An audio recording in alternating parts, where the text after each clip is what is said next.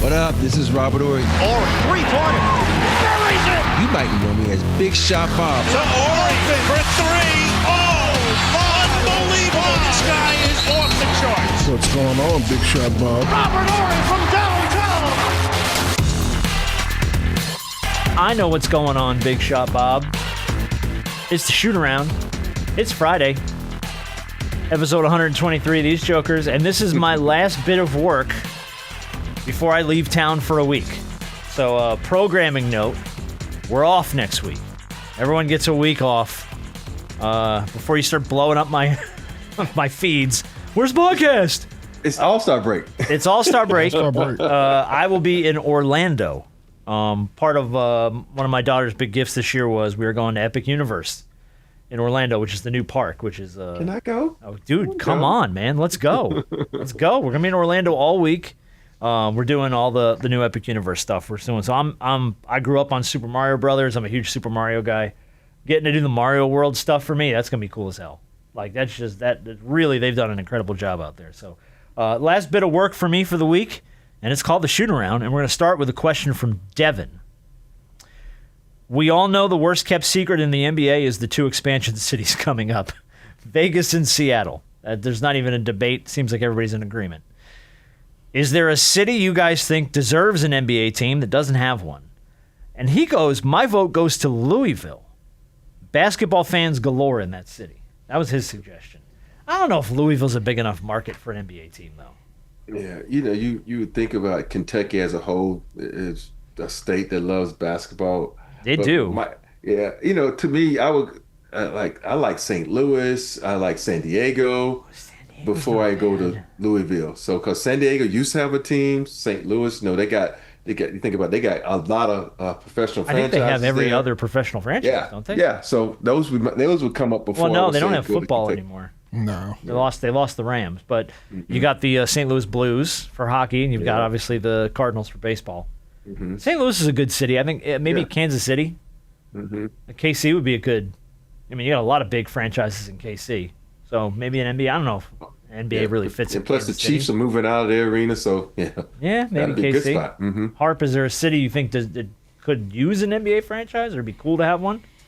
I don't think Nashville's bad either. By the way, I know it's a little close to Memphis, so I don't know if that's going to fly. Bad. But Nashville's a great city. They should just move Memphis team to Nashville. That's what they should do. You're right. They should relocate Memphis to Nashville. Yeah. I mean, I think somewhere in New Jersey needs to have get a basketball team back. I mean, I know the Nets moved to Brooklyn, But when the Nets were in New Jersey, speaking, by the way, from someone who grew up in the state of New Jersey, nobody supported the fucking Nets. I mean, nobody supported the Nets. The only time you went to see the Nets is when they were playing the Bulls and Michael Jordan was in town. That was the only time they sold tickets to a Nets game. I get it. New Jersey's never had a lot of love for and everyone I grew up with was Knicks fans. Got it. So it's also why I hate the Knicks. It's kind of everybody grew up with. It's kind of tough because every city that you would think deserves a team has one. Some of them got two. Well, but the reason it's a good question though is because you've seen cities in other sports like Green Bay, who you don't necessarily think would be a NFL type of a city, who has built their entire basically existence around the Packers. Yeah, but I can see that. Is it San Antonio and building San Antonio with the Spurs? Yeah, it's the same thing. So maybe there is a city that deserves one that doesn't have, maybe they could build something special there.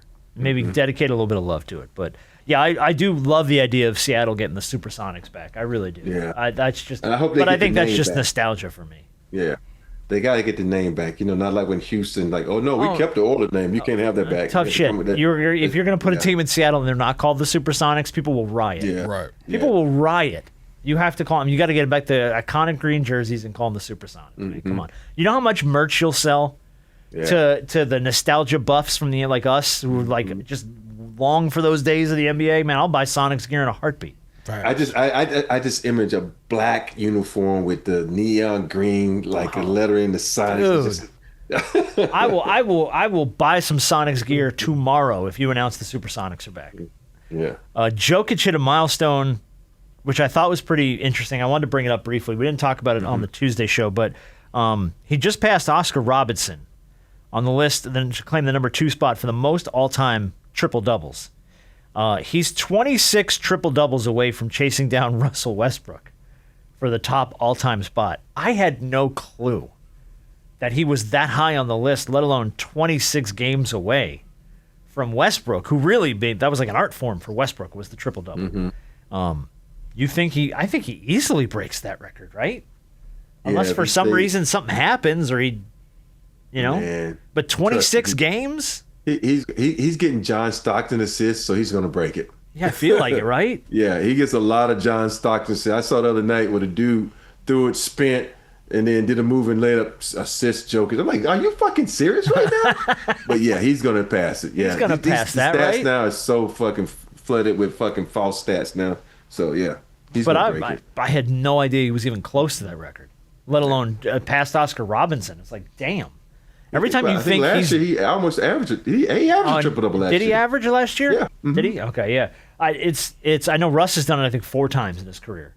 But yeah, and I think Jokic has done it maybe twice now. I think so. It's again, I just one of those things that sneaks up on you in a stat, and you're like, every time you think he's just done enough and done more than you can, he does something like that, and you're like, oh yeah, he's past Oscar Robinson. Okay. Questions from Jeff here. I'm one of your sad sack Bulls fans. Jeff, don't be so down on yourself, man. Man, how did my Bulls blow up their entire core and somehow get almost nothing for them? They've traded away Kobe White, DeMar DeRozan, Zach LaVine, Lonzo Ball, Alex Caruso, and now Vucevic. And the Bulls didn't land a single new first-round pick from another team. I actually had to look this up, and he's not wrong. Alex Caruso got traded for Josh Giddey and no picks. Yep. DeMar DeRozan got moved for Chris Durante and 2 second-rounders in cash. Zach LaVine got moved for Kevin Huerter, Zach Collins, and Chicago's own 2025 first-round pick. So they got their own first-round pick back in that one.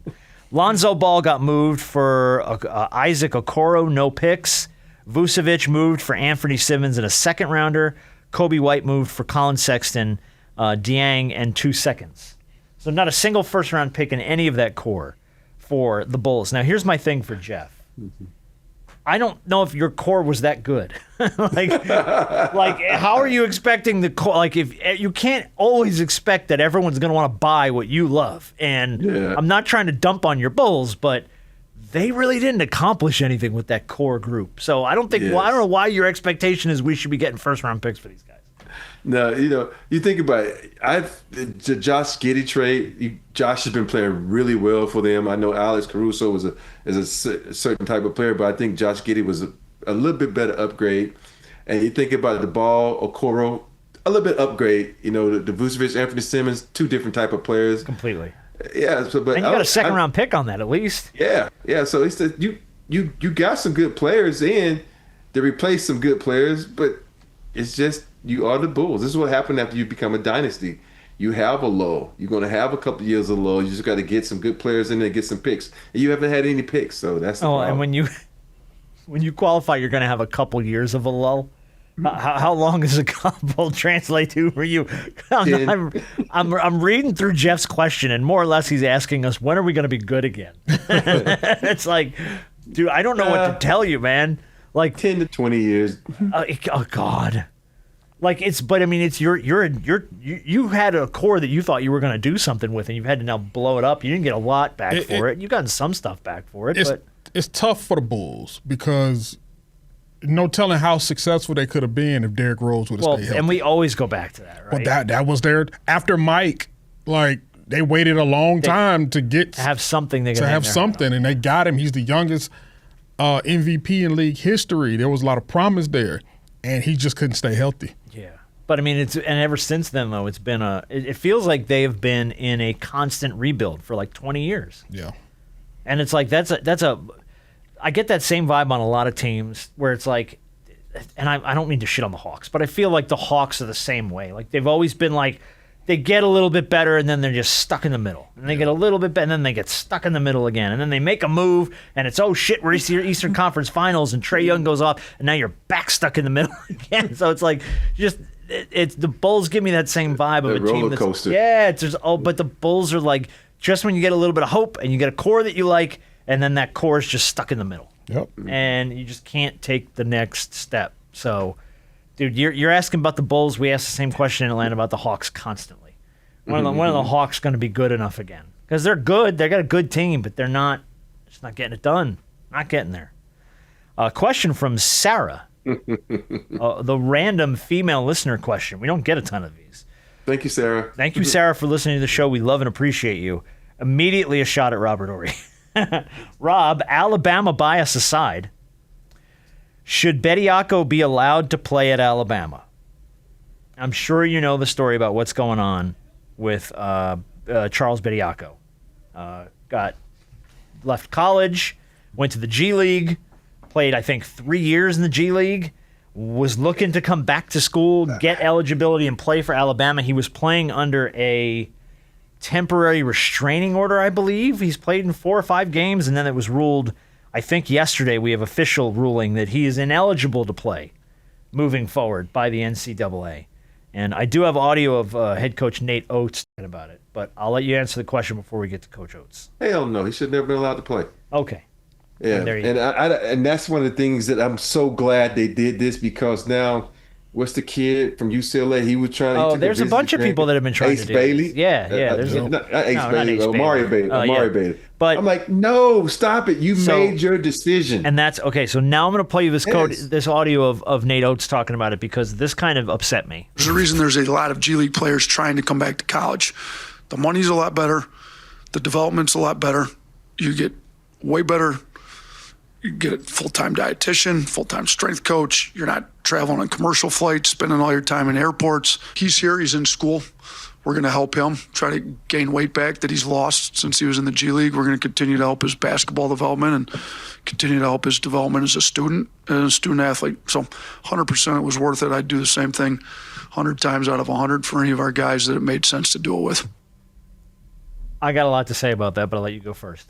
I have a lot to say about it too. What I got? We have this Alabama chain, and he and I got into a big argument about, Coach Oates. And I was like, Coach Oates is a hell of a recruiter, but he doesn't develop anybody for the pros, because the system he plays is just shoot a bunch of threes and nobody's developed. And don't get me wrong, I'm not trying to shit on Coach Oates, but the facts are there.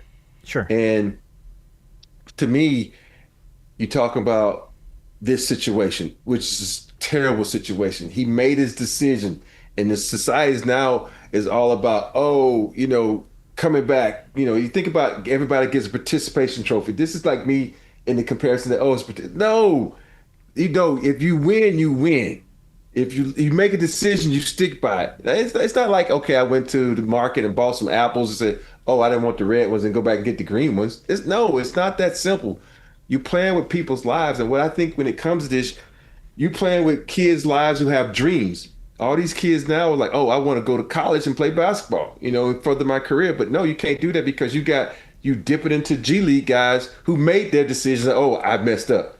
But here's the thing: as a coach, you as a coach should have the balls to go to a player and say, "You're not ready.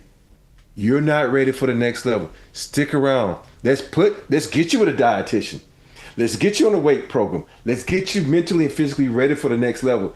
But these coaches now are so afraid of players. They're so afraid of them. You're not going to stay. You're going to go to the next school for another NIL deal. I don't give a shit.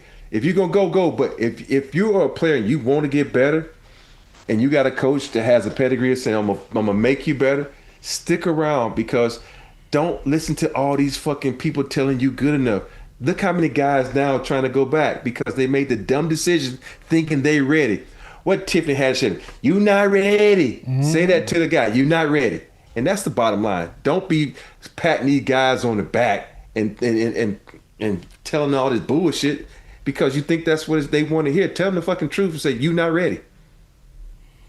Yeah, I mean, as soon as NIL kicked in, this is the other part of that. Now you got guys trying to find loopholes when things are not working for them at the next level. And when they realize, heck, on the college level, I can make more money. That was one of the things that he named about the guy coming back. They get paid more. He gets paid more. That's the other thing about college now, is that guys are now finding a loophole. If they go to the next level and things are not how they expect it, they can find a loophole to go back to college and make more money. And that's really the end all be all. We can talk about all this other stuff. If he couldn't go back and make more money, he wouldn't have left the G League. He'd have stayed right where it was. Yep. And so all of this is about, if I can go back to college and make more than what I'm making now, then yeah, he's gonna go back. All the other development, get the weight up, training and table, all and all that. the stuff They you got get. all that in the They got that in the G League. You don't think the NBA and those leagues provide them with that? You don't think major organizations and you think just college has that? And you going to a whole new level? Please stop it. This is about the money. He realized that he could profit, go back and make more and have more money in his pocket. That's the end all be all with all. I think there's even another level to it, though. I think, yes, it's about the money. I also align this to, like, the guys that go to college and realize that college isn't as easy as high school. So they come back and start going to the high school parties again. And they've been graduated from high school for like 2 years, but they start showing up at the high school parties, and it's like, you got to move on, man. Like, you're out of here. You're done. You're beyond this. Right. And when you make that decision, to both of your points, that you are beyond this point of your life, you don't get to go back.